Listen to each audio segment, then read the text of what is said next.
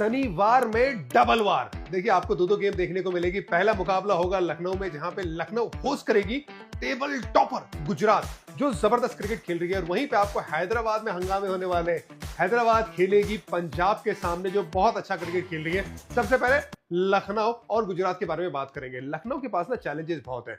जरूर लास्ट के 2 मैचेस में लगातार जीत मिली, लेकिन पिछला मैच केकेआर के सामने जीती थी सिर्फ 4 रन से। एक शॉट दूर थी मतलब केकेआर जीत से। अच्छा खेल रही है, लेकिन अभी भी बहुत ज्यादा गैप फिल करने की जरूरत है। लेकिन सामने कौन है? गुजरात। गुजरात ने लगभग सभी गैप्स फिल करके रखे हुए हैं। इक्का दुक्का चीजें हर टीम की रहती है, उनकी भी, लेकिन बहुत अच्छा क्रिकेट खेल रही है, इसीलिए टॉप पे है।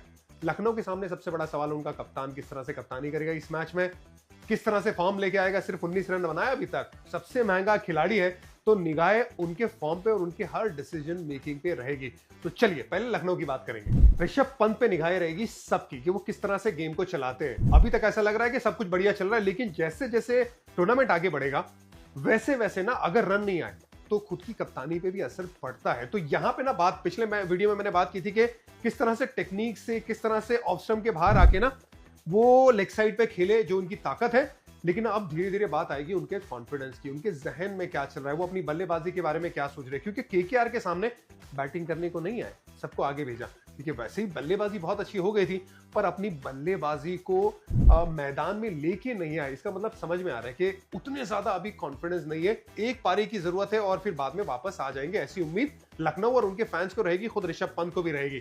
लेकिन यहां पे ना किस तरह से सामने जो चैलेंज होगा ना उसको काउंटर करेंगे। क्योंकि ये जो बॉलिंग यूनिट है गुजरात की, वो हर एक प्लेयर के बारे में प्लानिंग करेंगे, लेकिन ऋषभ पंत के सामने भी प्लानिंग लेके आएगी।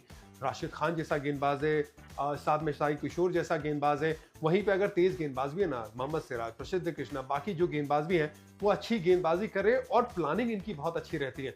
तो एक और चैलेंज है ऋषभ पंत के सामने, ये छोटे छोटे चैलेंज को काउंटर करना होगा। एक इनिंग में अगर विस्फोटक पारी आ गई तो फिर बाद में इनका कॉन्फिडेंस ऊपर आ जाएगा, लेकिन उन पे निगाहें जरूर रहेगी। दूसरी लखनऊ के लिए निगाहें रहेगी 2 खिलाड़ियों पे जिनका फॉर्म बहुत अच्छा है। निकोलस पूरन बेस्ट ओवरसीज बल्लेबाज, इसमें कोई शुबा ही नहीं है। दूसरा निकोलस पूरन के साथ मिचेल मार्श है। मिचेल मार्श जितना अच्छे रन बना रहे हैं, ऐसा लोगों को लगा नहीं था सीजन से पहले। इवन मैं भी बहुत कॉन्फिडेंट नहीं था, मुझे लगा कि स्पिनर उनको पकड़ लेंगे। अभी तक वैसा हुआ नहीं है और बहुत अच्छी बल्लेबाजी कर रहे। स्ट्राइक रेट भी 180 का है, 200 से ज्यादा रन बना दिए दोनों ही खिलाड़ियों ने। ये सेटअप समझ में आता है ना लखनऊ का कैसा है। ओवरसीज बल्लेबाज है जिन पे ज्यादा दारोमदार है। निकोलस पूरन, माकरम, ये मार्च की बात कर लीजिए। वहीं पे आपके पास डेविड मिलर आ जाते हैं। लखनऊ की एक थोड़ी सी चिंता है ना उनकी गेंदबाजी में है, और 3 फास्ट बॉलर उनके, आवेश खान, आकाशदीप और शार्दुल ठाकुर। पिछले मैच में तीनों ने मिला के 12 ओवर डाली, अपना फुल कोटा खत्म किया, 152 रन दिए, मतलब 13 रन प्रति ओवर। चिंता का विषय तो है ना। जरूर पाटा पिच है, जरूर इंपैक्ट प्लेयर थी पिछले मैच में, वो रूल की वजह से ना रन भी ज्यादा गए थे। लेकिन गुजरात के सामने चैलेंज थोड़ा सा मुख्तलिफ है। यहाँ पे ना कन्वेंशनल क्रिकेट होता है शुरुआत में, और उसके बाद अपने गियर शिफ्ट करती है गुजरात की बल्लेबाजी यूनिट, खास करके टॉप 3। अब उनके सामने क्या कर सकते हैं? देखिए, जहां पे जरूरत नहीं है ना वहां पे वेरिएशन करना ही नहीं ऐसी टीम के सामने, ऐसा मेरा मानना है। तो I am sure Zaheer Khan और उनकी टीम मीटिंग में ये बात हुई होगी। जब जरूरत पड़े तो फिर लाइन उनसे दूर रख दीजिए। साई सुदर्शन भी वाइड लाइन में जब सेट हो जाते हैं तो थोड़ा परेशान होते हैं। स्लोअर वन ज्यादा आएगा शुभमन गिल के सामने तो वो थोड़ा बाद में परेशान होते हैं। सेटअप की तो मैंने बात की है कि अगर इन स्विंग डाला जाए शुरुआत में, जैसे जोफ्रा आर्चर ने आउट किया था, वैसे तो कर ही सकते, लेकिन सेट होने के बाद ये जो थोड़े बल्लेबाज है, चाहे वो रदरफर्ड है, उनके सामने भी वाइड लाइन का इस्तेमाल कर सकते हैं। तो वेरिएशन से ज्यादा लाइन का इस्तेमाल और कंट्रोल वो लेंथ का लेके आएंगे इनके सामने, क्योंकि अनकन्वेंशनल गेम तो शुरुआत में नहीं खेलते ना ज्यादातर गुजरात के खिलाड़ी। तो ये बात का ध्यान रखना होगा। एक छोटी सी नसीहत लखनऊ के गेंदबाजों की। चलिए फोन हाथ में ले लिया, मतलब प्लेइंग 12 की बात कर लेते हैं। लखनऊ की अगर प्लेइंग 12 पे नजर डालेंगे तो एड्रियन मार्करम, मिचेल मार्श दोनों अच्छी शुरुआत कर रहे हैं, पर यहाँ पे ना गुजरात के सामने स्पिन का चैलेंज आ सकता है। मैं शायद ये देख सकता हूँ कि शाई किशोर ना उनके सामने शुरुआत भी कर सकते हैं अगर थोड़ी सी ड्राइव पिच हुई तो। उसके बाद निकोलस पूरन, ऋषभ पंत, उन पे निगाहें रहेगी किस तरह से फॉर्म में वापसी करते हैं। डेविड मिलर, आयुष बदोनी, अब्दुल समद और शार्दुल ठाकुर, ये आपके टॉप 8 हो गए। उसके बाद दिग्वेश राठी, रवि बिश्नोई, आवेश खान और आकाशदीप, ये आपके टोटल 12 खिलाड़ी हो गए। अब इसमें ना पिच के मुताबिक भी बात चलेगी कि अगर थोड़ी स्लो पिच है जो आप नहीं देना चाहेंगे गुजरात के सामने, क्योंकि उनके पास अच्छे स्पिनर है, चाहे वो साई किशोर हो गए, राशिद खान हो गए, जयंत यादव, उनके बारे में भी वो सोच सकती है क्योंकि लेफ्ट हैंड बल्लेबाज है ना। तो अगर वैसी जो पिच है, जो थोड़ी सी हार्ड पिच, अच्छी बाउंस वाली, तो फिर आप स्पिनर की तरफ जो इनके पास सिद्धार्थ है उसके बारे में नहीं सोचेंगे। ये 2 स्पिनर है हो गए उनके पास, दिग्वेश राठी और रवि बिश्नोई। भाई परफॉर्मेंस तो करना पड़ेगा ना, अब तो आप सीनियर गेंदबाज है। एक ज़्यादा वेरिएशन करने जा रहे हैं लेग स्पिन की तरफ, नई चीज़ें मैं समझ सकता हूँ। एक एरिया पकड़ के भी डालेंगे ना, कई बार तो चीज़ें सिंपल रखना सबसे बढ़िया होता है, तो चीज़ें सिंपल रखिए आप। गुजरात की बारी, देखिए गुजरात टॉप पे है और पहला मैच आ रही थी पंजाब के सामने, उसके बाद 4 मैचेस लगातार जीती है और चारों 4 में से ज्यादातर आप विन कहेंगे ना, कन्विंसिंग विक्ट्री देखने को मिली है, चाहे वो अपने घर में, चाहे वो ट्रैवल करके। सो ओवरऑल बहुत अच्छा क्रिकेट खेल रही है। आगे इसे मोमेंटम को बरकरार रखने के लिए उन्हें क्या करना होगा? देखिए भाई सीधी सी बात है, उनके जो मेन जो वेपन है वो उनकी गेंदबाजी में है। गेंदबाजी में 6 गेंदबाजों से खेल रहे हैं और उसी पे ज्यादा दारोमदार है। लेकिन जो टॉप हेवी टीम है ना ये गुजरात, वो कंटिन्यू करना पड़ेगा। अगर वो कंटिन्यू नहीं करेंगे, अगर उनके साई सुदर्शन रन नहीं बनाएंगे, जो भी उनके हाईएस्ट रन स्कोरर है, जॉस बटलर रन नहीं बनाएंगे और शुभमन गिल का बल्ला नहीं चलेगा, तो आगे जाके गड़बड़ हो सकती है। तो इनको ये तीनों पे जो दारोमदार रखा है उससे कंटिन्यू रखना होगा, तभी इनकी सक्सेस की जो स्टोरी वो चलती रहेगी। तो गुजरात के लिए 2 साई ना बड़े कमाल के हैं, एक तो साई सुदर्शन और एक साई किशोर। साई सुदर्शन देखिए जिस तरह से बल्लेबाजी कर रहे हैं, मैंने पहले भी कहा है कि भाई इस लड़के को देखना है कि आपको तीनों फॉर्मेट मिले भारत के लिए, उस तरीके की टेक्निक लेके आता है, कंसिस्टेंट परफॉर्म कर रहा है। निकोलस पुरन के बाद लेफ्ट हैंड बल्लेबाज में तो यार नंबर 2 पे है, वैसे भी ऊपर की फहरिस्त में आ गए ना भाई, अब तो रेस में आ गए वो ऑरेंज कैप की, तो उस लिहाज से बल्लेबाजी चल रही है। स्ट्राइक रेट भी बहुत अच्छा है, 150 का स्ट्राइक रेट है। ये तो उनकी टेक्निक की बात हो गई, माइंडसेट भी कमाल का है ना, लैप शॉट उसी को लगाते हैं जो हार्ड लाइन डालता है। अब साई किशोर की बात करेंगे, बेस्ट लेफ्ट आर्म स्पिनर इन दी आईपीएल। भाई मैं तो ये मानता हूँ, लंबे कद का है, जिगरा बहुत बड़ा है, किसी को भी मतलब डर के गेंदबाजी नहीं करता है, चाहे वो लेफ्ट हैंड बल्लेबाजी हो। शिमरन हेटमार के सामने भी देखा था ना, वो कैच पकड़ लेते ना तो उनकी विकेट शुरू में ही आ जाती। ऑफ स्टंप के बाहर वो एंगल के साथ गेंदबाजी करते हैं। इनकी यूएसपी क्या है? देखिए मुझे लगता है कि एक तो कंट्रोल बहुत अच्छा है, लेंथ बहुत अच्छी पकड़ के डालते हैं, आर्म बॉल बहुत बढ़िया है, गेंद को घुमा भी सकते हैं, लेकिन लेफ्ट हैंड बल्लेबाज को कैरम बॉल का इस्तेमाल करते हैं। ये लेफ्ट आर्म स्पिनर में थोड़ा रेयर है। वो एक बहुत सारी क्वालिटी ना इनको बाकी लेफ्ट आर्म गेंदबाजों से बहुत मुख्तलिफ बनाती है। एक और बार उन पर जिम्मेदारी रहेगी। गुजरात टाइटंस की गेंदबाजी ये इनकी ताकत है, चाहे वो मोहम्मद सिराज का फॉर्म हो, प्रसिद्ध कृष्णा का इंप्रूवमेंट हो, साई किशोर का कद बड़ा करना हो इस सीजन, सब कुछ है इनके लिए। और राशिद खान का अगर फॉर्म जो पिछले मैच में बेहतर लगा, अगर वो आगे बेहतर होता जाएगा तो कमाल है। इसके बाद जो लड़का आता है कुलवंत खजरूलिया आया लास्ट मैच में, उसने भी रियान पराग को आउट कर दिया, अरशद खान ने यशस्वी जायसवाल को आउट कर दिया, और एक और लड़का बाहर बैठा हुआ है जयंत यादव, ऑफ स्पिनर है। सामने तो 3 लेफ्ट हैंड बल्लेबाज है ना, चाहे वो ऋषभ पंत की बात करें, डेविड मिलर की बात करें और निकोलस पुरन जो इन फॉर्म है, तो उनके सामने मैचअप के लिए बहुत बढ़िया इनके पास गेंदबाजी है। लेकिन चैलेंज है ना होगा, क्योंकि निकोलस पुरन का फॉर्म है, उनके सामने किस लाइन से गेंदबाजी करते हैं, क्या वो ऑफ स्टंप के बाहर एंगल करके लेके जाएंगे? मोहम्मद सिराज वो अच्छी लाइन है अगर वो शुरुआत में आ जाते हैं, क्योंकि अटैकिंग क्रिकेट खेलते हैं निकोलस पुरन, वो एक बढ़िया है। दूसरा प्रसिद्ध कृष्णा का बाउंस है, वो परेशान कर सकता है निकोलस पुरन को।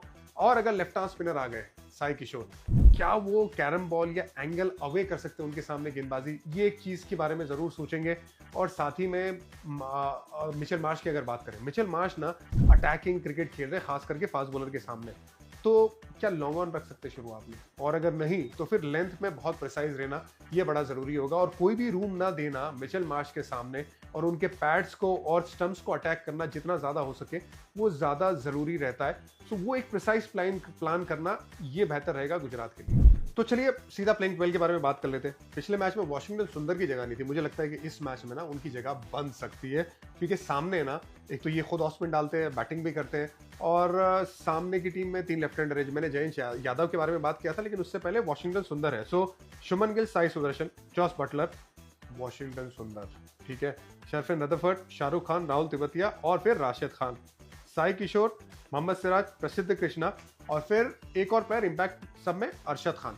तो मेरे हिसाब से ये मोटा मोटा प्लेइंग 12 बन सकता है। आप लोग क्या सोचते हैं? अब देखिए गुजरात और लखनऊ के बीच में ना, तो ये तो जाहिर सी बात है कि गुजरात बहुत अच्छा खेल रही है, लेकिन मैं जाऊंगा इस मैच में लखनऊ के साथ। मुझे ऐसा लग रहा है कि ये थोड़ा ना कोशिश करेंगे कि इनकी जो कन्वेंशनल बल्लेबाजी है जो गुजरात की है उसको पकड़ने की कोशिश करें। एक बार वो पकड़ लिया और एक बार अर्ली ब्रेक थ्रूज मिल गए तो फिर गेम लखनऊ के हाथ में आ सकती है। तो नए बॉल से कैसी गेंदबाजी करती है लखनऊ, ये देखना जरूर होगा। मैचअप की बात करते हैं। मोहम्मद सिराज बनाम Mitchell Marsh. Mitchell Marsh top form में है और यहाँ पे हैदराबादी घोड़ा भी बहुत तेज भाग रहा है, तो वो जो स्क्रैम्बल सीम से गेंद अंदर आती है ना, उस पर मेरी निगाहें रहेगी कि आप सेट करके करके आगे वाली लेंथ पे आउटस्विंग डालिए, ये बताइए कि मैं आपको आउटस्विंग डालता हूँ और फिर बाद में कट करके अंदर वाली गेंद, वो क्या सेटअप करेंगे ये मैं देखना चाहूंगा। दूसरा, साई किशोर वर्सेस मिचेल मार्श और निकोलस पूरन, ये मैचअप ना शायद लोग ज्यादा बात ना करें पर मैं बहुत एक्साइटेड हूं कि ये मैचअप किस तरह से जाता है। और अगर वैसा हुआ तो फिर गुजरात आगे निकल जाएगी, और नहीं हुआ तो फिर लखनऊ कहेंगे बड़े अदब से हम गेम को आगे लेके जाएंगे। तो ये दो मैचअप हैं जिसपे मेरी निगाह रहेगी। पिछले साल की फाइनलिस्ट कहां पे बैठी है? एकदम नीचे नीचे, एकदम पॉइंट्स टेबल के आखिरी पायदान पे सनराइज हैदराबाद। आज खेलेगी हैदराबाद में पंजाब के सामने, ये मुकाबला होगा अपने ही घर में। देखिए चैलेंज तो अलग अलग है ना, एक तो खुद का बैलेंस नहीं बैठ रहा है, वहां पे जो खिलाड़ी पे जिन पे ज्यादा दाम लगाया, जिनको रिटेन किया वो परफॉर्म नहीं कर रहे। अभिषेक शर्मा जैसा जो खिलाड़ी एक्साइटिंग टैलेंट है परफॉर्म नहीं कर रहा है। अब जो पिच भी है ना थोड़ी स्लो मिल रही है, उनको स्लो पिच नहीं चलेगी, तो वो भी एक मसला है, वो भी एक चैलेंज है। लेकिन सामने जो जीता है ना पंजाब, सीएसके के सामने पिछला मैच जीता था और सब ने एक ही लड़के के बारे में बात की, प्रियांश आर्या। और क्यों ना हो, देखिए यंग लड़का है, 100 बनाता है पंजाब के लिए, और पहले भी हुआ है। पॉल वल्थाटी ने पंजाब के लिए शतक लगाया था, हमारे साथ खेला अंडर 19 इंडिया। उसके बाद उसका करियर पैमान नहीं चढ़ा, अच्छा टैलेंटेड खिलाड़ी था, लेकिन उम्मीद रहेगी कि प्रियांश आर्या का करियर बहुत आगे जाए। बहुत एक्साइटिंग टैलेंट है। इस मैच में ना वो किस तरह से फील्डिंग करता है, वो किस तरह से बैटिंग करता है, हर एक शॉट पे निगाहें रहेगी, होनी भी चाहिए। सनराइजर्स हैदराबाद जिसके बारे में बात हो रहा था कि 300 रन बना देगी, 200 रन के लिए स्ट्रगल कर रही है, उनका जो अप्रोच है वो थोड़ा क्वेश्चन में आया है। अब वो आगे जाके जो पिछले मैच में 150 पे ऑल आउट हो गई, तो किस तरह से उन्हें पिच मिलेगी ये भी देखना होगा। अच्छी पिच उन्हें चाहिए। दूसरा, उनका अप्रोच क्या है, जाके सिर्फ बड़े शॉट खेलना, तो क्या कर सकते हैं? दिक्कत है ना भाई कि उनका ओपनर भी नहीं चल रहा है, पावर प्ले में ही 2-2 3-3 विकेट गंवा रहे हैं, और इस वजह से वो मोमेंटम को जो कंटिन्यू करना चाहते हैं वो नहीं कर पा रहे। तो एक तो या तो शुरुआत में ट्रेविस हेड में से दोनों में से एक बल्लेबाज कहे कि यार मैं थोड़ी देर ना 1 या 2 ओवर की पार्टनरशिप करने को देख रहा हूं, और दूसरा बल्लेबाज ना ताबड़तोड़ बल्लेबाजी करे, जैसा कर सकता है। क्या वो कर सकते हैं? शायद नहीं, क्योंकि दोनों का अटैकिंग अंदाज है। इसी वजह से तो उन्हें जो नाम मिला है, शोहरत मिली है हैदराबाद टीम को पिछले 1-1.5 साल में, वो इसी वजह से मिली है। क्या उसे बदलना चाहिए? मुश्किल काम है। अगर वो नहीं बदल सकते तो क्या कर सकते हैं?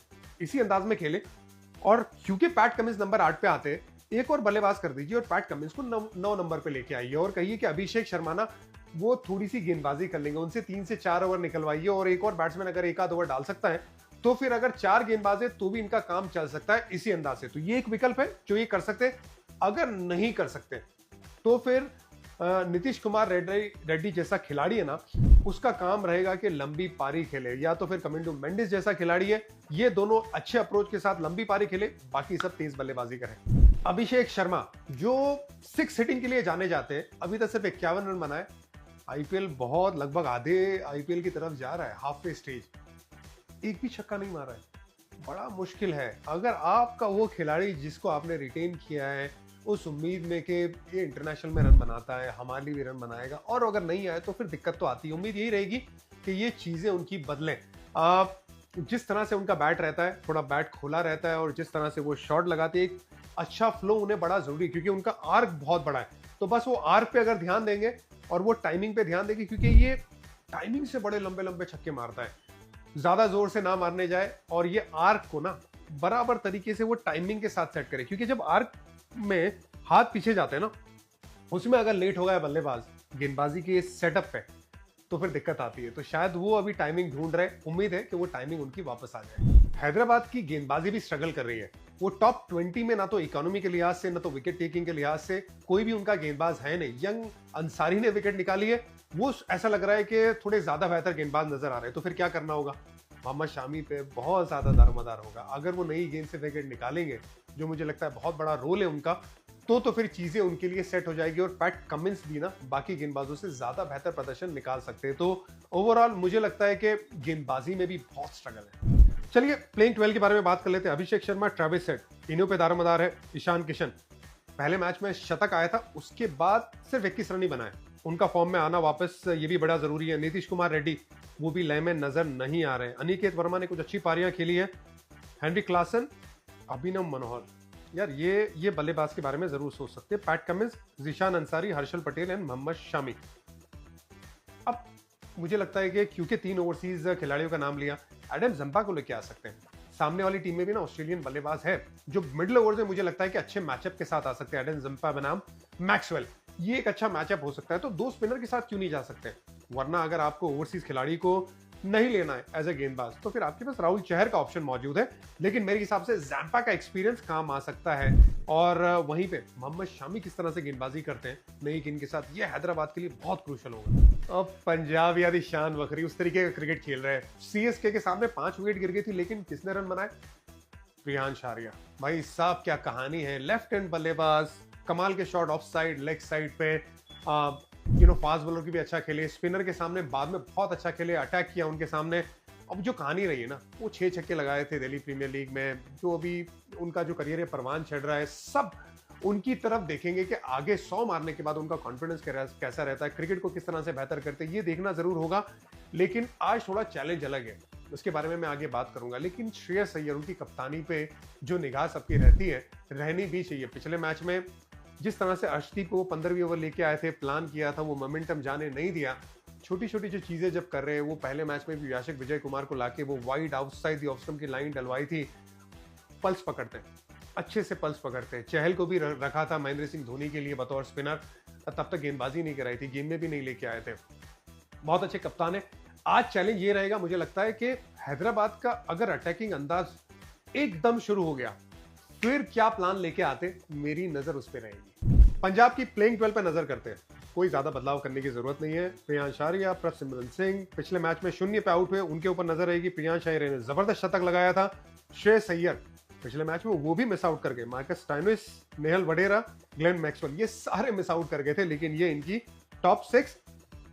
शशांक सिंह 52 नाबाद बनाए थे, बहुत अच्छी पारी खेले थे। यहां तक कि मार्को यानसन जो 9 नंबर बल्लेबाजी करने आए थे, उन्होंने भी एक 34 रनों की बहुत अच्छी पारी खेली थी। उसके बाद यूजी चहल, अर्शदीप सिंह, लॉकी फर्ग्यूसन और यश ठाकुर। तो ये 12 है।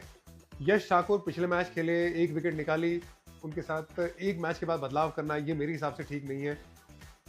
इसी के साथ जाना चाहिए मेरे हिसाब से, क्योंकि सारी चीजें तो मौजूद है ना। आपके पास फास्ट बॉलर भी है, स्पिन का ऑप्शन है, लगभग 7 अच्छे बॉलिंग विकल्प आते हैं, तो फिर बदलाव की बहुत ज्यादा गुंजाइश नहीं है, अनलेस कोई इंजरी है। मैचअप पे आते हैं। अर्शदीप बनाम ट्रेविस हेड। भाई साहब 4 गेंदें डाली, अर्शदीप ने 2 बार आउट किया, वापस लेके आई है। लेफ्ट इज राइट पंजाब के लिए, तो ये एक मैचअप में जरूर दिखना चाहूंगा। दूसरा, मोहम्मद शामी बनाम प्रियांश आर्या। जोफ्रा आर्चर ने आउट किया था, लेट मूवमेंट करने वाला गेंदबाज। मोहम्मद शामी भी लेट मूवमेंट करते हैं, तो प्रियांश आर्या के सामने मोहम्मद शामी का ये बहुत बड़ा चैलेंज है। और वहीं पे मोहम्मद शामी भी आतुर होंगे ना, सीनियर खिलाड़ी है, बड़ा दाल लगाया है। सनराइज हैदराबाद ने कहा है कि यार आप हमारे नए बॉल के गेंदबाज है, आप हमें विकेट निकाल के दीजिए। वो भी एक बार ना अंदर से बहुत ज्यादा ऊर्जा लेके आएंगे इस मैच में, तो ये मैचअप भी जबरदस्त देखने आपको मिलेगा। एक मैचअप ना मैं देखना चाहूंगा, हेनरी क्लासन बनाम यूजी चहल। स्पिन बहुत अच्छा खेलते हैं हेनरी क्लासन, कमाल के प्लेयर है। बैकफुट पे भी कवर्स पे छक्के लगाते हैं और परेशान किया है पहले यूजी को। यूजी क्या ट्रिक्स लेके आते ये देखना है। मैं देखना चाहूंगा कि वो जो फ्लिपर है ना, ऑफ स्टंप के बाहर सेट करके फ्लिपर पे उनको थोड़ा फंसाने की कोशिश करें।